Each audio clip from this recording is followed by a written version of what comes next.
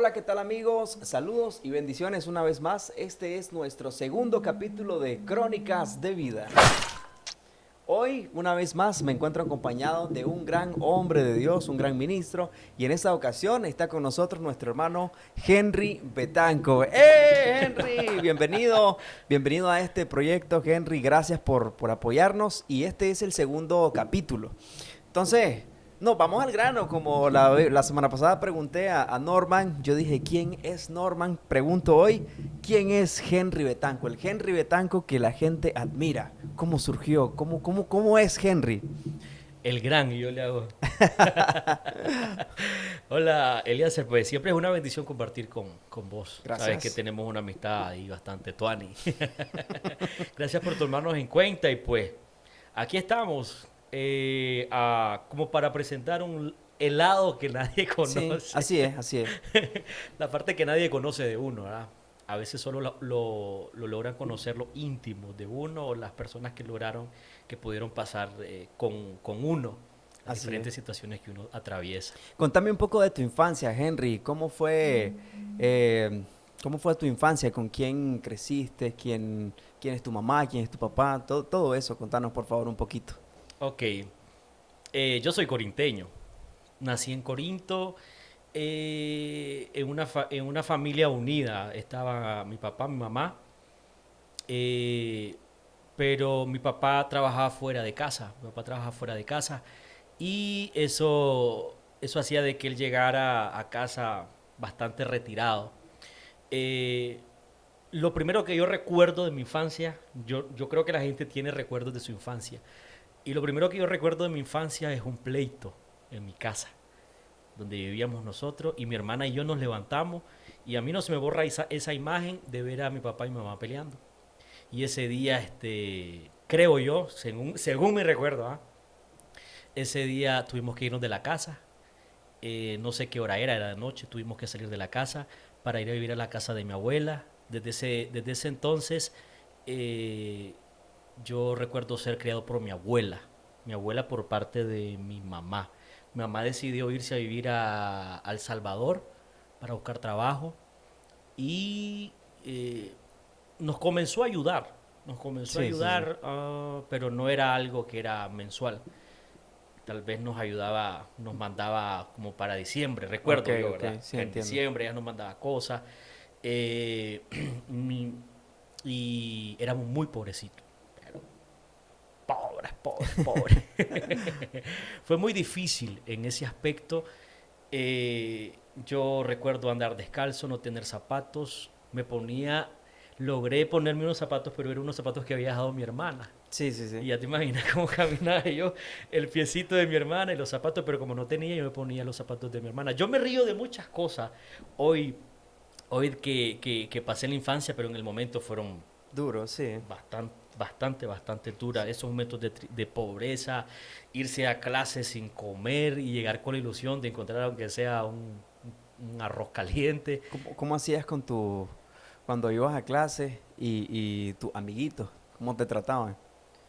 Pues en el día de hoy creo que se llama bullying.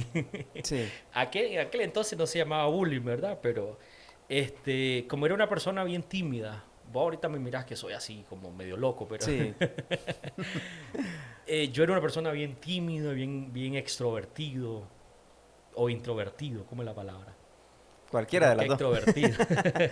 Era una persona bien tímida, no relacionaba, no podía relacionarme con las personas, tenía mucha inseguridad, muchos problemas de autoestima, padecía de depresión. Yo padecí una depresión crónica de 3 años, 3 años, sin hallarle cura a esa depresión. Sí, sí, sí. Solo Cristo pudo tener la cura de eso. Entonces, cuando estabas niño, sufrías bastante bullying por parte de los compañeritos. ¿Qué te Sí. decían? Como yo era así bien. Ajá. Pues sabes que los chavos se aprovechan de los, Sí, sí, sí, de sí. los De los estos. más callados, Sí, de por los decirlo más, así. de los más. Vos sabés que te roban los reales, que te quitan Sí. lo que a veces llevabas para la escuela, que te encerraban en el baño, que te hacían nada y entre otras cosas. Todo eso me lo hacían a mí. Entonces cuando yo salgo de primaria, yo me encuentro me junto con un brother, con un amigo que me dice, yo te voy a ayudar para que no te sigan haciendo eso, me dice. El tutor, el jefe, el líder. Correcto. Y el brother, cuando yo salí de sexto grado y me metí a primer año, mi vida cambió. Fue un giro totalmente, porque en primaria era el mejor alumno, iba a todos los concursos de ortografía, de matemática, de esto, de lo otro, súper aplicadísimo y todo. Pero cuando yo me meto a primer año de secundaria, era otra persona totalmente, pero porque yo ya no estaba dispuesto a que siguiera el patrón de Sí, que sí, de sí. todo eso. Entonces yo comencé a cambiar, a verme el maleante. En esa etapa de que te comenzaste a ver maleante, eh, supongo que intentabas como vengarte, desquitarte de las cosas que te hicieron o no, Sí, claro. con otros Con otra más persona. callados. Uno se vuelve malo. Sí, es Uno verdad. se vuelve una persona mala. Yo no sabía pelear, yo no sabía hacer muchas cosas. Y ese muchacho, ese brother que yo tuve, me daba clases de cómo pelear. Sí, nos íbamos al mar, porque, ¿sabes? Estamos corrienteños, íbamos al mar y ahí practicábamos a pelear y esto, lo otro. Y eso le comienza a uno a buscar, a gustar, como tener el control de las personas, de las Sí, sí, sí, sí. situaciones y todo eso. Y comencé a juntarme con gente muy mala, muy mala. Comenzaste a juntarte con gente mala, ¿en qué aspecto? Con los más vagos, Con los mamás. con los más maleantes. ¿Qué te Sí. enseñaron a hacer esos más maleantes? Este, ¿Qué me enseñaron a hacer? O qué comencé a ver y a imitar, Ujú. porque a veces no es necesario que te enseñen, a veces uno es más dado a lo malo, Sí, aprender lo malo. Lo primero que comencé a hacer yo, y nunca lo había hecho en mi vida, era salirme de clase. Comenzábamos a salirnos de clase para ir a comprar licor, comprar cosas, irnos a vagar todo el día y hacer creer a los padres que estábamos en clase. Y eso era casi diario. tu abuelita te hacía en clase y vos Ella me andabas hacía ahí. en clase, siempre es un niño aplicado, su niño. Qué tremendo. En esa etapa de tu adolescencia, Sí. incursionaste en el mundo de las drogas. Pues, para serte así bastante exacto, sí y no. Sí, porque no era consumidor, nunca lo fui, porque Pero probaste. sí, pero yo nunca fui consumidor porque quizás pudimos manipular alguna parte de eso y yo miraba los efectos que hacían a las personas y a mí eso me daba miedo. Miraba efectos chivas en las Ujú. personas, en la gente, en los brothers y entonces a mí eso me daba. Tuviste brothers que de repente cayeron en ese mundo Sí, y vos lo mirabas y... sí, y sobre todo una amiga que era bien íntima. Y esa muchacha comenzó a hacerle a la cocaína y no sé, miré su transformación, hubo una transformación en ella bien fea y eso dije, no, todo está Sí. mal, está mal, mal. Entonces nunca entraste en el mundo de las drogas de manera de consumir De nada, pero sí consumidor, no. probaste. Sí, de hecho sí, uno ¿Qué es probaste? curioso. La coca, la marihuana. Lo que sí me gustaba era el alcohol. El alcohol. Sí. Yo recuerdo que mi abuela me dejaba salir con unas personas porque eran las personas de mayor confianza que tenía ella y como eran adultos y esto. Y qué va a hacer, era lo peor que ella podía hacer porque nos íbamos a beber con esas personas. Te estoy hablando desde los 10 años en Sí, sí, sí, adelante. sí. Y nos íbamos a beber licor, a los bares, a las discos. Y ese mundo a uno le comienza a gustar. Le comienza a ¿Nunca te gustar. pasó nada malo en esas etapas? En esas etapas, sí, claro. Desde que me fui a un hoyo de agua sucia un día hasta cometer muchos encabes que sí recuerdo. De hecho, sí recuerdo. ¿Pudieras mencionarnos alguno? De eso, Uno que vos eh, mirés que te acordés ahorita del momento, porque a veces uno tiene un montón de recuerdos. como por ejemplo andar en un estado de ebriedad tremendo, terrible, junto con otra persona en una moto y correrse a la policía. ¡Hala! Qué tremendo, no me Y, digas. y era algo que la carretera la miras como que no pasa ni un vehículo. Y yo creo que Sí, así pasan los accidentes a veces, sí. porque Yo miraba como que íbamos en un paraíso en la moto. Cuando estás en la adolescencia, vos sabes, normalmente los chavalos a la edad de 13, 14, 12 años comienzan o comenzamos a tener diferentes transformaciones también en el carácter. Ya creemos Sí. que somos únicos, que nos las sabemos todas y etcétera, etcétera. Y comenzamos a comportarnos mal con la gente que nos cuida. ¿Cómo era tu comportamiento con tu abuelita? Pésimo. Pésimo, pésimo al punto que yo me convertí en una persona totalmente amargada. Yo era una persona totalmente amargada, resentido, lleno de odio. Yo odiaba. O sea, yo sé lo que es odiar al punto de desear la muerte. Por ejemplo, yo hoy tengo una buena relación con mi papá. Nos encontramos. Hace poco pasó aquí por Estelí, nos encontramos y nos saludamos ahí. Pero yo lo odiaba. Pero lo odiaba a muerte. Uno, ¿cómo es uno de chaval? Pero yo decía, uno de mis grandes sueños y aspiraciones, yo deseara tenerlo un día de frente y matarlo y mirar que se muere. Porque yo decía que todo lo que nosotros pasábamos, los problemas en casa, las dificultades que vivíamos de pedido, estudiábamos de pedido, mi abuela pasaba vergüenza, pedía para los cuadernos, pedía para la colegiatura, pedía para la comida, a veces pasábamos todo el día sin comer y ella llegaba con un plato de comida a la casa y lo repartía entre todos nosotros. Y, y ella no comía y lloraba por las noches.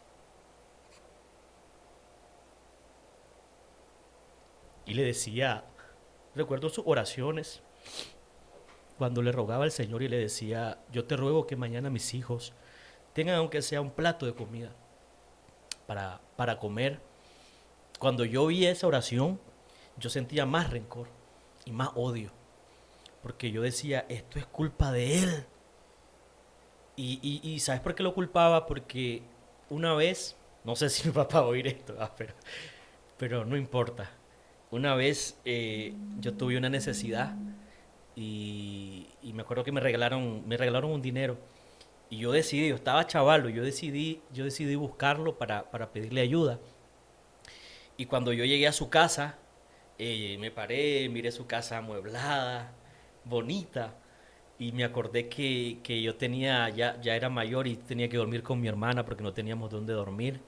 Me acordé de que cuando llovía, todos teníamos que dormir juntitos porque la casa todita se mojaba. En cierta ocasión hasta casi nos cae encima el techo de la casa. Y cuando yo oía esas oraciones, yo me acordaba todo lo que él tenía y todo lo que nosotros no teníamos. Y yo lo culpaba a él por eso, y eso a mí me hizo ser una persona totalmente amargada al punto de que yo no soportaba tener a mi familia cerca. Yo me aislé de la familia, salía de clase y me encerraba y no salía. Hasta en la noche que salía para ir a vagar con los amigos. Salíamos y regresaba hasta medianoche. Era un chavalo. Sí, sí, sí. Y mi abuela, a veces me iba desde las 7 de la mañana y regresaba hasta la 1 de la mañana. Y a esa hora estaba mi abuela con una madre faja Sí, sí. de cuero remojada y me comenzaba a dar. Y yo era de los que no lloraba. Yo me paraba así, me dolía. Y ya terminó, le decía. Y, y, y llegué al punto de aborrecer a toda mi familia, aún a mi abuela, que era la persona que lo había dado todo por nosotros. En esa persona me convertí. Sí. Tu mamá entonces no solamente tenía comunicación con ustedes en diciembre. Ella no se daba cuenta de nada de lo que pasaba con vos, o sí sabía, pero no se interesaba.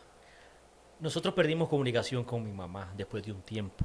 Yo sé que ella comenzó como a ayudarnos, pero luego pasó algo y ella solo desapareció. Desapareció y prácticamente no teníamos ayuda de nadie. Mamá, Solamente tu abuelita solo de mi abuela que lavaba y planchaba. Ese era su trabajo. y usted Lavaba, planchaba y ustedes estudiaban. Bueno, y y vos que me nosotros contás estudiábamos. que ibas a la calle. Trabajaba en la calle. Creo que después de un tiempo que pasás por esa situación, comenzás a ver diferente a la persona que ha estado con vos. Sí, La comenzás a ver con más respeto, con más amor. Vos fuiste católico. sí. Fuiste católico. ¿Cómo entraste? O sea, estar metido en las drogas, en la vagancia. ¿Cómo te metiste en el catolicismo? Desde pequeño, vos sabes qué es la fe que te inculcan. Y yo desde pequeño iba, mi bisabuela siempre me llevaba a todas las misas, a todo, a todo. Y a pesar, es que pasó algo que sería como retrocederlo. Eh, Cuando yo me metí a la vagancia, yo abandoné todo lo que era la práctica religiosa. Ah, ok, ok, ok. Sí, Ya estabas metido desde niño. Cuando estabas en la sí, adolescencia te saliste. correcto. Ajá. Yo fui católico desde niño y yo deseaba ser sacerdote. O sea, mi meta mayor hasta ese punto era ser sacerdote. Mi mayor felicidad, mi vida era esa, la iglesia, las misas, las procesiones, los rezos. Yo hacía las purísimas, yo hacía las novenas, yo te puedo rezar el rosario si quieres Sí, sí, ahorita. sí. En mi casa yo tenía mi propia iglesia católica y hacía los santos de plastilina, la Virgen, la sangre de Cristo, Todo la Virgen de hacía. Fátima, la Virgen del Socorro, la Virgen de Guadalupe, San Pedro, Santo Tomás Apóstol, todito lo tenía. Yo tenía mi propia iglesia. Entonces vos te sabés todo el reglamento de la iglesia católica, todo. Yo me lo sé. Vos eras el monaguillo. Así es la cosa. ¿Y cómo es ese trabajo del monaguillo? Era, bueno, ese es el servicio que se hace, ¿verdad? A la hora de las misas, de la, los que ayudan, los que Ah, ok. sirven. Los ujieres. Los ujieres ahora en la Los iglesia. servidores. Los Esos son. servidores. Ok, ok. Entonces las iglesias evangélicas están llenas de De monaguillos. monaguillo. Monaguillos evangélicos. No, no, pero mi aspiración era ser sacerdote. Pero Eh, para ser sacerdote tenés que escalar niveles, sí, estudios. ¿Cómo se es eso? tiene que estudiar. Tienes que ingresar al seminario. Es Como si fuese el bíblico. como si fuese el bíblico, Ah, pero ok. es más estricto. Ok, ok, ok. Es más estricto. Es todo un proceso de que tienes que pasar para ser sacerdote y es muy estricto el estudio, porque son muy estudiados, los sacerdotes son muy estudiados. Mi deseo era ese, era ser sacerdote. Yo era súper devoto de la Virgen, mega hiper devoto. Qué bárbaro. Cuando estás dentro de la religión católica, vos sabés que siempre hay ese rifirrafe, ese cruce de los evangélicos contra los católicos. Vos que estabas profundamente metido en la religión, ¿qué te decían ellos acerca de los evangélicos? Siempre se inculcó lo que era lo de los hermanos separados. Ok. Hoy en día encuentro como que se inculca un poquito el amor, que son nuestros hermanos, que esto. Pero en aquel entonces se inculcaba mucho el odio hacia la gente que se separaba de la iglesia, de la Santa Madre Iglesia. Y se inculcaba mucho el odio como para que uno tuviera un sentimiento de repudio y decir que ni quiera Dios yo llegar a ser como eso. Ok. Ese sentimiento se inculcaba, sobre todo en la familia. La familia te inculcaba entonces que tenías que odiar Sobre todo en a la los hermanos familia, sobre separados. todo en la familia. Y cuando te encontrabas con católicos, con evangélicos en la calle, Teníamos unos vecinos evangélicos, y era el el punto de crítica, de conversación y de todo. Esos ¿eran buenos vecinos. evangélicos o malos evangélicos? Porque eran malos, porque eran malos evangélicos. Sí, y eh, no te imaginas todo lo que se decía. Ya uno dice, para ser como ellos, mejor no soy nada. Esa es la frase típica que se pronuncia muchas veces. Bueno, hablamos ya de tu infancia, tu adolescencia y tu etapa de católico. Estás, cuando te metes al mundo de las drogas y de esas malas gavillas, malas compañías, abandonas la religión y pasas otro proceso. Diga. Yo abandono la religión, el asunto de lo religioso, y fue por algo que pasó. Yo siempre le digo a la gente, yo creo en el Evangelio, creo, y cuando te digo que creo es que estoy seguro Sí. del Evangelio porque a mí no me lo enseñaron. A mí no, o sea, sí hubo una persona que me llevó a la iglesia evangélica, pero lo que fue quitarme la fe católica no me lo enseñó nadie. Y mi familia se quedó asustado por eso. Fue como algo sobrenatural. Para mí fue Dios. Me acuerdo que en mi casa había una gran Biblia católica, que en medio la dividía una gran imagen de la Virgen de Guadalupe. Y de pronto a mí se me ocurrió comenzar a leerla. De pronto, de pronto.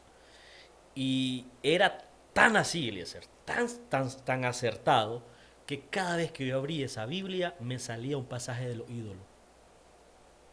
La misma La, Biblia que ellos usan. la misma Biblia católica. Y yo lo abría y lo leía. Tienen ojos pero no ven, tienen pies pero no caminan, tienen boca. ¡Pras! La cerraba.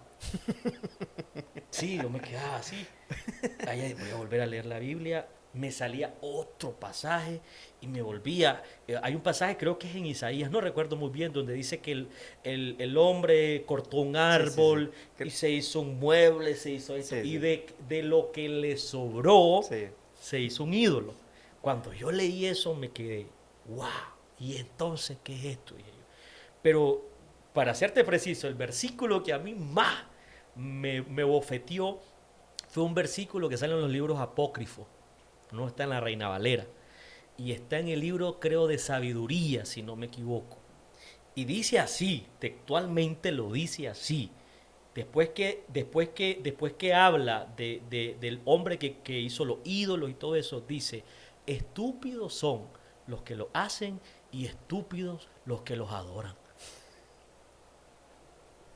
Entonces, estos textos bíblicos te apartan de la religión. Sí, a mí eso me confronta totalmente. Ese último versículo que yo leí, yo sentí una bofetada. Y yo dije, estoy mal. Mi familia está mal. Y yo conocía la religión evangélica. Es más, yo pasaba por la iglesia, Ebenezer, y yo me burlaba. Pasaba pegando gritos, yéndome, ¿Qué les decía? sí, come gallina, porque esa era la burla, come gallina, le dan de comer al pastor, entre todo el grupo, y pasábamos hecha tortilla, sí, pasábamos burlándonos y riéndonos de la iglesia, pero cuando yo me encontré con esto, cuando a mí me preguntaban, después de eso, cuando a mí me preguntaban, ¿y vos qué religión sos? Mate, yo andaba en la mera vagancia, Sí, sí, y sí. me preguntaban, ¿y vos de qué religión sos? Yo le decía, soy evangélico. Mm. Pero dándole color al evangelio primero. Pero es que yo decía, en mi adentro yo decía, es que esos manes dicen la verdad. Entonces esos textos bíblicos te confrontan y te quitan la venda de los ojos. Nadie Totalmente. te vino a No, predicar. es que a mí nadie me dijo los ídolos, no. Yo lo leí, Sí. yo lo leí y cuando lo leí me impactó y ahora yo decía que yo era evangélico. ¿Y cómo llegaste al evangelio? Llego al evangelio por una persona, obviamente. Mi hermana tenía un novio que era cristiano y este chalo comenzó a predicarme. Con decirte que este tipo pasó un año invitándome a los cultos. Y yo le decía, sí, hombre, el jueves, porque lo hacían los cultos los jueves. El jueves, pues yo me leí. Un año, pero ese tipo no se cansó. No se cansó, mira, todas las semanas, vamos a ir a la iglesia, vamos a ir al culto, vamos al culto. Cuando un día a mí se me va Se te la olvidó chispa, se me olvida escaparte. escapar, correcto, se me olvida escaparme. Y llega a traerme, me acuerdo en una bicicleta, llega y me dice, te agarré y no te me escapaste. Y yo, "Fala". Era diciembre, te estoy hablando, eso fue un 8 de diciembre, yo no lo olvido. 8 de diciembre del año 1999. El men me lleva a un culto, pero un culto, eran como 6 viejitos los Sí, que sí, sí, había sí, en sí. el culto. Y me acuerdo que ahí enfrente había como una piñata y en ese entonces estaba de moda, bienvenidos a la cripta. Ajá. Y yo me acuerdo que el pastor predicando y en una sola cantando lo que Bailando. está. Yo no le presté atención. Pero fíjate que cuando el pastor se me pone de frente y me hace el llamado, me dice, hermano, ¿quiere aceptar a Cristo? Literalmente, hermano, literalmente yo sentí que alguien me agarró de los carcafajas del pantalón y me levantó así. Cuando yo miré, yo estoy de pie y los viejitos aplaudiendo y hablando en lengua. Sí, y el pastor comienza a orar por mí. Yo no supe qué pasó, no sentí nada, te soy honesto. Me fui a la casa igual, pero como yo cumplo años 10 de diciembre, eso fue un 8 de diciembre, 10 de diciembre cumplo años, para que... Ok, el 10. Ese día, ese día, él me la montó, el brother. Llevó un pastel, llevó gaseosa, llevó tortillita y me llevó a celebrar el cumpleaños. Nadie más se había acordado. Y eso a mí ¿Te marcó? me llegó. Y me dice el brother, te quiero invitar a una media vigilia. Me dice, es en un lugar que se llama La Fuente, en León. Y nos vamos. Yo digo, uff, La Fuente, seguro debe ser tuani. Y yo, salvaje, La Fuente, León, hermanito Como cuando me lindo. llevaron a mí a Alemania, es ser Tuani, Alemania Federal, digo yo. Ni más ni menos, ¿viste? Igualito. Te lo digo, mira, nos fuimos, eso es lo más horrible que yo había experimentado en mi vida.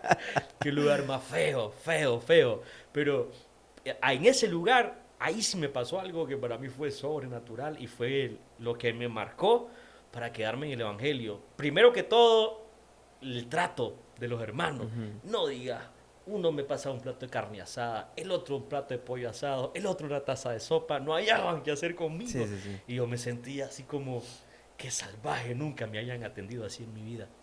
Pero cuando se llegó el culto, pasó algo, eso sí fue sobrenatural. Me acuerdo que estaba lleno el culto y comienzan a cantar, a cantar alegre y esto y lo otro. Y cuando yo miro, hermano, cuando yo miro que adelante de mí hay una señora y comienza a pegar unos brincos de este pelo, mira, y brincaba la señora, y a mí eso me dio miedo, me dio miedo. Cuando yo quiero salirme por este lado, la señora que está a este lado comienza a pegar brincos también y a hablar en lengua. Yo inmediatamente busco el otro lado para salirme y se activa la de este lado también, la de adelante, la de los dos Estabas lados en una rodeado. sola, mira, y hablando en lengua. Y yo con miedo, te lo digo, miedo, miedo, miedo, miedo. Y yo decía, ¿qué es esto? ¿Qué es esto? Y yo así nervioso, ¿qué es esto? Que no me agarre a mí esto, decía yo, que no me agarre a mí esto. Cuando yo estoy diciendo que no me agarre a mí, yo me volteo a ver y yo estoy aplaudiendo así. Y digo, ya me agarró, ya me agarró, ya me agarró, dije yo. Y mira, hermano, cuando yo dije eso, yo sentí algo caliente, hermano, caliente que me cayó por aquí, mira. Y yo comencé a llorar como chavalito. Y yo le decía al brother que me había llevado, que está a la par mía, yo le decía, pero ¿por qué estoy llorando? ¿Qué me pasa? Le decía yo, ¿qué es esto? Y el brother me abrazaba y me decía, es la presencia de Dios, me dice, que está con vos, que te está tocando. Y yo lloraba más, con decirte que eso sucedió a las 9 de la noche. Eran las 5 de la mañana y yo no paraba de llorar. Ala. Y Igual yo, que yo ahorita estoy llorando ya. eso fue una experiencia, sentir la presencia de Dios por primera vez en tu vida, es sentir a alguien que te dice te amo, Sí.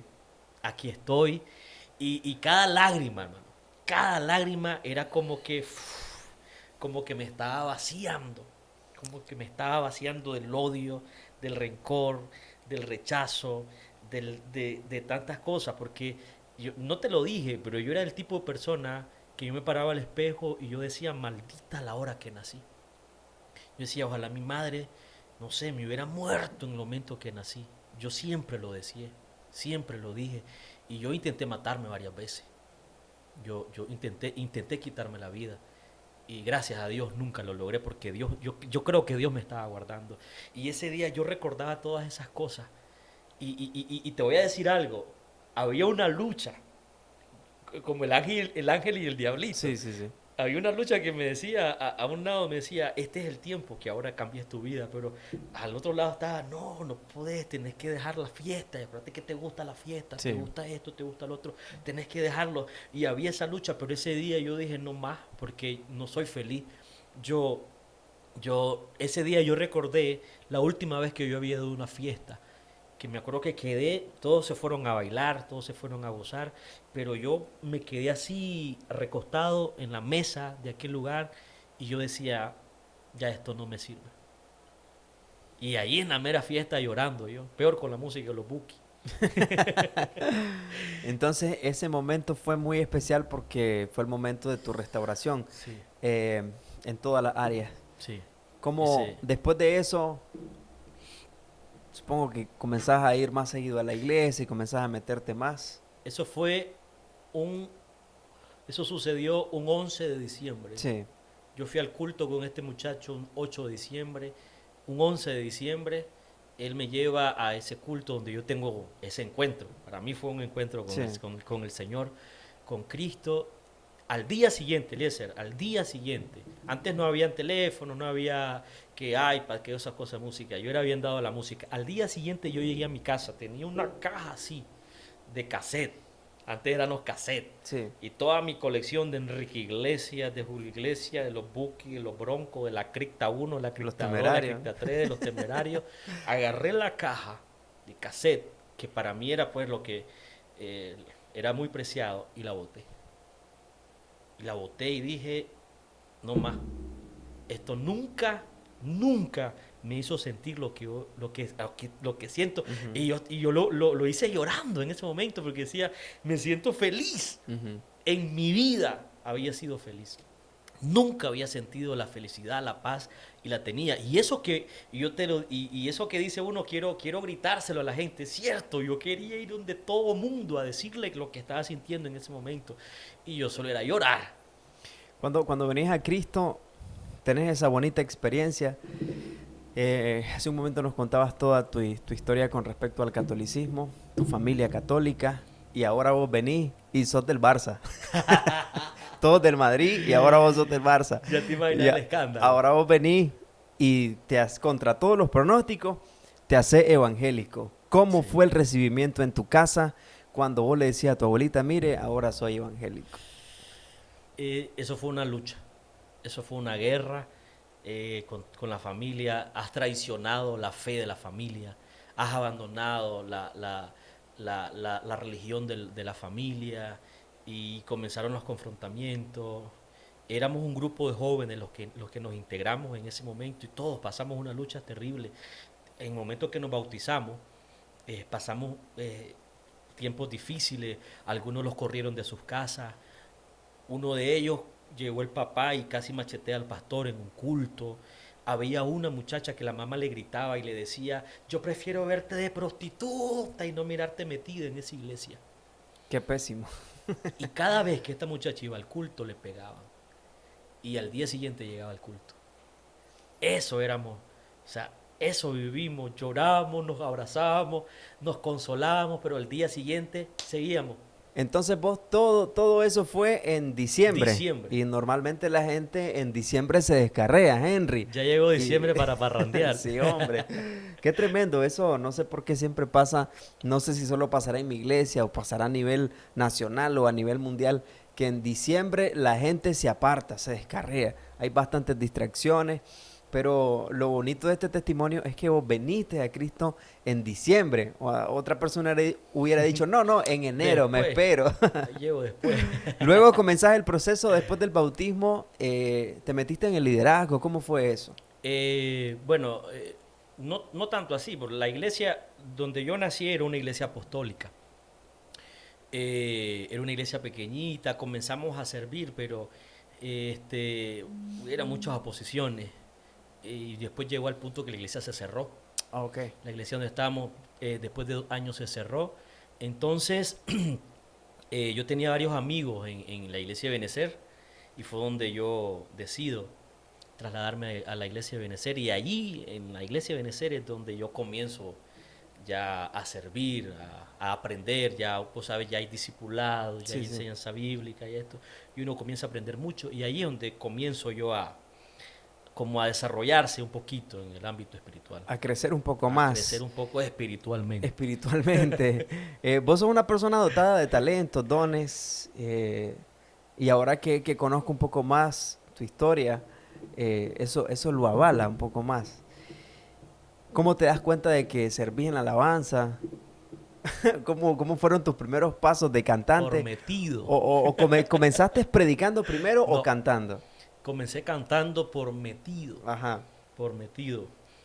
Siempre me gustó la música, pero yo no sabía cantar. Tampoco digo que sé. Pero los de alabanza a mí no me tomaban en cuenta. Normal. Es más, Así somos los yo alabancers. yo me acuerdo que mi brother era el pianista. Y entonces, llegate, me decía él, para que después nos vayamos a comer unos tacos. Yo me llegaba a pasar todo el ensayo. Y me tiraba todo el ensayo de alabanza. Y al final me decía, vení, quítate el rigio. Y me acuerdo que un día yo estoy cantando y llega el pastor. Y le dice el pastor al pianista, ¿y quién es ese chalo que estaba cantándoles? Era Henry. Le dice, qué horrible que canta, vos. Parece que anda algo atravesado aquí en la garganta de ese pastor. Un buen comentario para No me levantar los diga, ánimos. no me diga, yo me sentía chantado porque pues no sirvo para esta vara, dije yo. Pero este comencé a conocer algunas personas que cantaban. Para ese tiempo Carlos Maradiaga, que era Ujú. lo máximo que había cantando. Me hice amigo de él. Yo me hacía amigo de toda la gente que cantaba y para preguntarle, ¿y cómo haces esto? Ujú. ¿Cómo haces para hacer esto? Y comencé a rodearme de esa gente y comencé a practicar yo solito. El mejor lugar para ensayar, si vos querés hacer algo, es el baño. Es el baño, mira. Pero realmente en la iglesia, ahí en la iglesia, tener un privilegio ahí, eso estaba lejos, la verdad. Pero yo dije, algún día, y cuando me toque, yo voy a estar preparado para eso. Y cuando se me dio el privilegio en la iglesia de cantar, la gente se quedó después asustada. Comencé entonces a desarrollarme en el área de alabanza, Ahí primeramente. comenzaste en la En el alabanza. área de alabanza, sí. Y ahí me puse las pilas ahí y llegué a ser el vocalista principal de la Eso. banda. No, la verdad cantas bastante bonito. El vocalista principal de la banda y todo porque siempre me gustó. Lo que es la prédica comenzó, pero comenzó de una manera para mí extraña, porque yo no sabía predicar. Te lo digo, la primera vez que prediqué, a saber qué dije, a saber qué hice, pero solo fueron 3 minutos, porque después de 3 minutos no hay qué hacer ni qué decir. Entonces yo dije, esto no es para mí. Pero fue también algo sobrenatural que me pasó en una experiencia que me hizo seguir impulsándome y dedicarme un poquito más a lo que fueron las prédicas.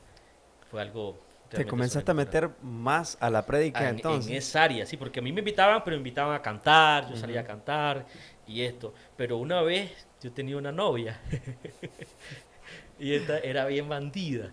Ella hacía eventos y la bandida me ponía a cantar y después un día le quedó mal el predicador y me dice, vos tenés que sacarme de esta. Fue tu primer prédica así en público. Sí, ¿Y cómo te fue? me fue bien, fíjate. Porque yo dije, no puedo defraudar a esta chavala. ¿Sí? Comenzaste a meterte profundo en las prédicas, ya estabas metido en la alabanza, estabas metido en el estudio de la palabra del Señor. ¿Cómo te haces líder? ¿Cómo te haces líder de jóvenes? Yo siempre, en el asunto de los jóvenes, siempre trabajé por metido. Como cuando cantaste. Igualito por metido. Yo serví en la iglesia donde estaba, yo le serví a, creo que puedo mencionarlo, a la pastora Ruth, pastor Silvio, fueron líderes de jóvenes, al pastor David, a Rafael Pérez, a Mildred, a Salón, a Hengley, a Sara. O sea, siempre eran los nombramientos y yo siempre los apoyé, siempre trabajé con ellos, pero nunca al frente yo no se daba. Y pero ¿por qué te digo esto? A mí nunca me importó quién estuviera al frente. No esperaba que me nombraran. Siempre trabajé. Siempre. Si era la pastora Ruth, voy a meterle el hombro. Si era el otro, yo le meto el hombro. Y como yo amaba el liderazgo de jóvenes, y los jóvenes era mi pasión, a mí no me importaba el cargo. Nunca me importó. Yo decía, yo tengo que meterle. Y yo me apasioné mucho. En Corito trabajábamos con células y yo me iba a abrir células de jóvenes, de cero. En los barrios, cuando estaban los jóvenes jugando fútbol, yo calculaba el tiempo en que los chavos se llegaban a jugar fútbol y yo me conseguía una gaseosa, me conseguía una pizza, algo, y me les metía al campo y les decía, regálenme 10 minutos y les regalo esta pizza con esta gaseosa. Y ellos me decían, dele pues, está bueno. Y me oían, me regalaban 10 minutos y les predicaba, Dios me ponía en gracia y allí formaba un grupo de jóvenes en ese lugar y, y quedaban los jóvenes. Allí después me reunía todos los sábados con ellos. Igual, una experiencia chiva que tuve, era un grupo, un barrio que le llaman Calle 7, allá en Corinto, era un barrio chiva, y nunca los agarraba los chavalos, hasta que alguien me dijo, usted tiene que irse a las 10 de la noche a Ala. aquella esquina, ahí los va a hallar. Y yo dije, voy, me fui a esa hora, y estaban todos los chavalos, y estaban jugando naipe. Te voy a contar esto así como sucedió, jugando naipe. Y yo llego y me les paro y les digo, si les gano una desmochada, me regalan 10 minutos. El hermano! Todos rebanando, el hermano! Y ahí tienen miedo. Y comienzan a repartir las cartas, brother. Y yo, Señor, que gane, Padre, que gane. Como el padrecito de Cantinflas. Igualito. Brother, y gané. Les gané, me acuerdo, y los chavalos riéndose, y me regalaron 10 minutos. En ese barrio logré formar un grupo de jóvenes casi de 50 chavalos. Me reunía todos los viernes con ellos, y era, o sea, se hizo un boom en el barrio, porque eran, te estoy hablando de drogadictos, borrachos, chavalos que caían en la calle, que eran ladrones, eran totalmente indigentes y comenzaron a restaurarse, los comencé a ver a la iglesia, comenzamos a invertirlos para llevarlos a retiros, para apoyarlos Sí. a ellos, para lograr inculcar, ¿cómo sería la palabra? Meterlos a la sociedad de nuevo y el día que hacíamos los grupos era un boom en ese barrio porque era una casa llena con comelonas, Sí, sí, ellos sí, sí. hacían comida, ellos hacían de todo. Y entonces a mí nunca me importó el nombramiento. Yo ¿Vos dije, siempre trabajabas siendo o no siendo? sí, yo siempre Y trabajé. cuando te tocó ser, Para el año 2018, yo vi la necesidad en la iglesia. Eh, el- el- el- Prácticamente el grupo de jóvenes se desintegró y me acuerdo que por metido, otra vez. yo hablé con los pastores, hablé con los pastores y les dije, nadie está al frente, nadie Ujú, está haciendo nada, si me lo permiten, yo lo ujú. hago. Y entonces ellos me dijeron, sí, está bien, no hay problema. Y comencé, llamé a mis amigos, algunos los conocí, algunos de ellos los cité a reunión. Comenzamos con reuniones de oración, a orar. O sea, no teníamos que hacer, no había una visión, no había nada. Ujú. Y lo que yo sentí de parte de Dios era reunirnos a orar. Y era todo lo que hacíamos. Y lo primero que hicimos se llamaron noches de intimidad. Así le pusimos, porque nos reuníamos a orar y era un tiempo tan bonito. Que poníamos un canto y comenzamos a orar y de pronto miramos que los chalos lloraban y se tiraban al suelo llorando, nadie ministraba, nadie hacía nada. Y era tiempo hermoso. La siguiente semana, estos mismos chavalos llevaban otros chavalos y como lo hacíamos en las casas, los hermanos nos decían, vengan a mi casa la otra Sí, sí, sí. semana. Y llegamos a otra casa la siguiente semana y nos tenían arroz relleno, nos tenían comida. Nos comenzaron a pedir en las casas y todo eso. Hasta que nos tiramos en sí a trabajar como ministerio, como la red juvenil, como le llamamos. Y ahí comenzamos con todo, a meterle Creciendo. candela al ministerio. Bueno, entonces entran profundo en lo que es la red juvenil. Los grupos que ya había formado anteriormente se comenzaron a integrar a los programas, comenzaron a ganar más jóvenes para Cristo, supongo. ¿Tu equipo era así de apasionado como vos o se apasionaron en el proceso? Se apasionaron en el proceso. Sí, Dios los comenzó a apasionar y fue a través de la oración. Fue a través de la oración. La oración es el secreto. Y quizás ya no es un secreto porque todo el mundo lo sabe, pero es como el ingrediente indispensable para que las cosas marchen. Es que fue allí donde, es más, nosotros teníamos una visión. eh, yo le pedí a Dios, me acuerdo cuando trabajaba con los jóvenes, yo le pedí a Dios y le dije, dame una visión para trabajar de una manera efectiva. Y yo comencé a orar y orábamos, le dije a los chavales, necesitamos una visión. Y como ministerio de jóvenes, Dios nos dio una visión. Y era la visión comenzaba, nosotros hacíamos una actividad evangelística. Cuando tirábamos esa actividad evangelística, que era prácticamente la Semana de la Juventud, después de la Semana de la Juventud, todas las personas que ganábamos, que eran bastantes, todos los chavos que ganábamos, inmediatamente entraban a un proceso de discipulado. El discipulado no solo era enseñanza, sino era de manera personal. Yo agarraba la lista de todos los que ganábamos y comenzábamos a distribuirlo. Y había un discipulado personal. También comenzábamos un estudio de discipulado con los jóvenes que duraba alrededor de 2 meses. Después de 2 meses los graduábamos del discipulado y los llevábamos a un retiro. Mientras estaba el discipulado comenzamos a trabajar por dinero, para ahorrar dinero, para buscar patrocinadores, hacer ventas, para cuando terminara el tiempo del discipulado los llevábamos a un retiro. De ese retiro ellos venían apasionados por el Señor.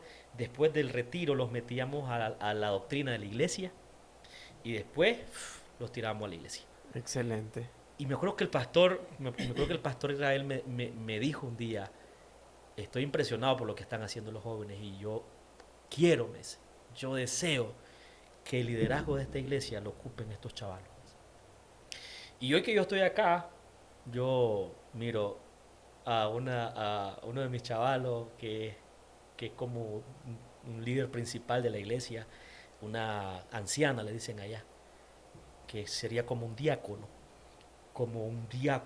otro en este ministerio, el otro en este ministerio. Y yo digo, wow, qué tremendo. O sea, me acuerdo de las palabras del pastor. Entonces Dios nos dio una visión y resultó, pero nos la dio a través de la oración. A través de la oración. Fíjate que durante el año 2018 y los siguientes años, nosotros como jóvenes éramos los que producíamos en la iglesia. Nosotros éramos los que bautizábamos. Nosotros éramos los que producíamos nuevos líderes, nuevas conversiones. Eran los jóvenes. Los jóvenes comenzaron a estar metidos en todas las áreas de la iglesia. Y cuando te digo los retiros de jóvenes, llevábamos hasta 2 buses de chavales. ¿Cuántos jóvenes llegaron a hacer? Yo un día dije, me acuerdo, para medir eso, le dije a los chavos, vamos a hacer un evento, pero no vamos a invitar a nadie de afuera. Solo lo vamos a hacer con nosotros. Porque a veces invitamos iglesias, esto. Ahí nos vamos a dar cuenta realmente de la fuerza que nosotros tenemos. Nosotros ese día logramos reunir 900 jóvenes. 900 jóvenes. Solo de tu iglesia, 900 jóvenes. Solo Corinto. 900 chavales. Sí. Y Dios nos proveía. Hacíamos eventos de 50.000 córdobas, de 70.000 córdobas. Los gastos que hacíamos. Y Dios, yo me acuerdo en uno de los retiros que hicimos, me faltaba para pagar alrededor de casi 20.000 córdobas para pagar y ya no veníamos. Y yo, ¿cómo voy a hacer? Y me acuerdo que una hermana Mirna, se me arrima, yo estoy orando, y se me arrima y me dice, pida una ofrenda. Y lo que usted recoja se lo voy a sextuplicar. ¿Cómo? Digo. Y yo estaba orando por eso. Y me voy a motivar la ofrenda. Me voy a motivar la ofrenda. Y de ofrenda recogimos alrededor casi 3.000 córdobas. Y me voy a decir, hermana, aquí está la ofrenda, cuéntela a usted. La hermana la contó y la sextuplicó. Bueno, me decís que llegaron a tener en tu iglesia 900 jóvenes. Me impresiona muchísimo, pero muchísimo, porque estoy conociendo de dónde saliste, cómo entraste, cómo te jaló Dios y te puso en el lugar correcto, en el lugar exacto, donde te fue restaurando, te fue moldeando y de metido en metido, te convertiste en alguien de visión. Cuando nadie lo estaba haciendo, Dios te dio la visión y llegaste a obtener semejante cantidad de jóvenes haciendo cosas locas como lo de ir a jugar las cartas con los muchachos, pero aún así haciendo todas esas cosas, Dios te respaldó, ganaron muchas almas. ¿Cuánto tiempo estuviste en la iglesia de Benecer?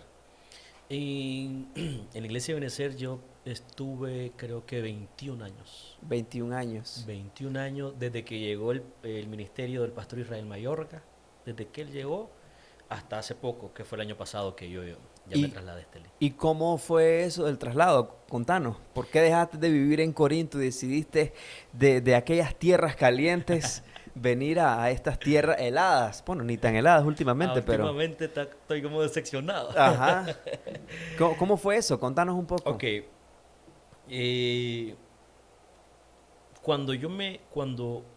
No sé, yo siempre he sido temeroso en asuntos de moverme.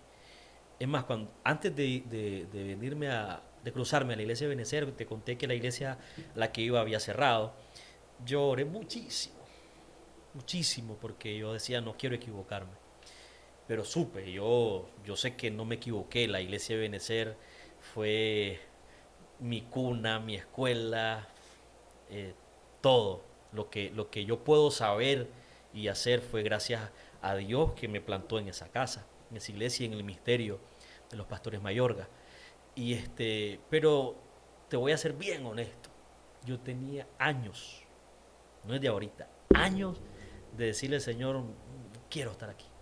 Y no me refería a la congregación, a la iglesia, yo le decía, quiero algo diferente, quiero algo distinto. Y yo le decía, Señor, dame la oportunidad de salir de aquí. Y te estoy diciendo que esa fue una oración de años, años. Y si me preguntas cómo vine a parar a Estelí, de pronto, una de las personas que me comenzó a traer a Estelí fuiste vos. Pero de pronto comenzaron a invitarme aquí a Estelí. Me acuerdo que vine aquí donde vos, donde el pastor Silver, donde Aarón, y comencé a venir y a mí me gustó este lugar. Yo me enamoré de este lugar. Me enamoré perdidamente. Fue amor a primera vista. Y yo comencé, yo quisiera, decía, yo quisiera. Y un día yo oré y yo le dije, Señor, si un día me vas a sacar de Corinto, yo quiero venirme a Estelí. Así. Pero a mí esa oración se me olvidó porque yo dije, ¿qué voy a hacer en Estelí? No tengo a nadie, no tengo familia, no conozco a nadie más que a los chavalos. ¿Qué voy a hacer? ¿Dónde voy a vivir? Solo locura soy yo. Y un día me encontré al pastor Silver, me lo encontré en un concierto donde andaba. Y me acuerdo que él me preguntó de cómo estaba, platicamos y esto. Estoy yendo bastante a su zona, le dije, a su tierra. Sí, de verdad, sí lo he visto, sí. Estoy así como en proyectos, le digo. De verdad, me dice él. Pasó. Cuando logramos platicar, cuando logramos encontrarnos, yo le dije que yo llevaba mucho tiempo orando al Señor y le dije, yo oré, esta fue mi oración específica delante de Dios. Y me dice, pastor, yo he orado también, me dice. Yo he estado orando con mi esposa y cuando usted me dijo eso, yo sentí de parte del Señor decírselo, me dice. Y aquí estoy. Entonces así fue como viniste a dar acá, a Estelí. A Estelí. Así fue como nos caíste de paracaídas de Corinto Sí. para nuestra Así ciudad. fue, hermano, y comencé a orar de manera muy directa, así, a pedirle dirección al Señor si era realmente su voluntad venirme a Estelí y también estar en la iglesia donde pertenezco, ahora que es el pastor Silver.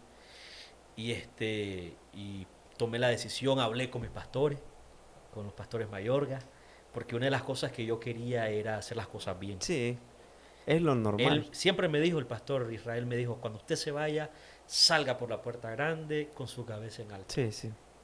Y me acuerdo que el día cuando yo me vine, así pasó, ellos me bendijeron, oraron por mí en la iglesia, lo dijeron delante de la congregación, habló muy bien de mí y hoy igual lo sigue haciendo y fue todo muy bonito. Es que esa es la diferencia, Henry, cuando uno hace las cosas bien. O sea, si vos te hubieras ido a escondidas de tu iglesia y de repente ya no estabas en Corinto y estabas en otro lugar. Desapareció. Desapareció o te dejaste de congregar y de repente apareciste en otro lado. Ahí es donde marca la diferencia y donde el corazón del pastor que te pastoreó por tanto tiempo, ahí es donde está la diferencia, ¿me entendés? Así De es. cómo te va a tratar de ese momento en adelante. Para nosotros acá es un placer tenerte, sabemos que eso es de bendición para la iglesia donde estás y para la iglesia que visites. Yo sé que Dios va a seguir expandiéndote. ¿Cuáles son tus proyectos a futuro? Mis proyectos a futuro, esa pregunta me la hacen siempre. Creo que, a manera personal, creo que establecerme acá de una forma, ¿cómo sería la palabra? Formal. Formal. Una forma formal, hablando de hacer una familia, casarme, tener hijos. A manera personal y a manera ministerial, seguir haciendo lo que he hecho hasta hoy, sirviendo al Señor. ¿Vos sos pastor? Sí, yo soy pastor. ¿Cómo se hace para saber cuando sos pastor? Yo siempre me hice esa pregunta. Y antes yo decía, no quiero ser pastor, porque yo miraba todo lo que pasaba, los pastores, y yo decía, no sirvo para eso. Pero te das cuenta cuando sentís ese amor por la gente. No por el dinero, no por los bienes, sino por la gente. Quieres hacer algo por la gente, quieres ayudar a la gente, quieres ganar alma, quieres salvar gente y quieres ayudar a la gente de la congregación, dirigirlas a Dios siempre. Excelente. Creo que ese es el corazón de un pastor. Ese es el corazón de un pastor. Poner a Dios primero antes que vos mismo. Yo estoy agradecido por tener este tiempo con vos, Henry. Estoy llegando al final, pero sí me gustaría que le regalaras algunas palabras a las personas que van a ver este video, a los que creen que todo es así nomás, fácil. Cuando te miran en una plataforma que de repente estás cantando o de repente estás predicando la palabra de Dios y tienen el valor de decir, no, ese no, de descalificarte sin conocerte. ¿Qué mensaje les darías? Creo que ese error en algún momento lo llegamos a cometer todos. Creo que yo lo cometí en un tiempo a veces como de minimizar los ministerios y a las personas. Pero cuando uno viene de abajo, sabe lo que cuesta un ministerio, aprendí a respetarlo. Yo hoy respeto los ministerios, todos los ministerios. Es más, hay ministerios que son bien criticados y digo yo, pueden tener sus errores, pero tienen que tener algo de bueno. Tiene que haber algo bueno y no soy quien para señalarle y criticarle. Así que, hombre, Dios sabe por qué levanta a la gente. Y si a mí Dios me usó en un área, a vos te va a usar en otra. A Norman en otra. Y todos tenemos, una asignación de parte de Dios y preocupemos en cumplirla. Porque no todos somos el cuerpo de Cristo, pero no todos somos los dedos. No todos somos la oreja. Entonces, hagamos la función que nos corresponde. Y por último, decirle a toda la gente, Dios está sentado en su trono con el control siempre. Nunca lo pierde. A veces pensamos que lo perdió, pero Él nunca lo pierde. Dios siempre tiene un propósito escrito, establecido, que se va a cumplir a su tiempo y a su forma. Así de sencillo. Amén, amén, lo creemos. Gracias, Henry, gracias por estar conmigo en este nuevo proyecto. Compartí el video con todas las personas que mencionaste aquí. Y bueno, muchas gracias a todos, que Dios les bendiga y espero que este segundo capítulo de Crónicas de Vida sea de bendición para todos ustedes. Gracias.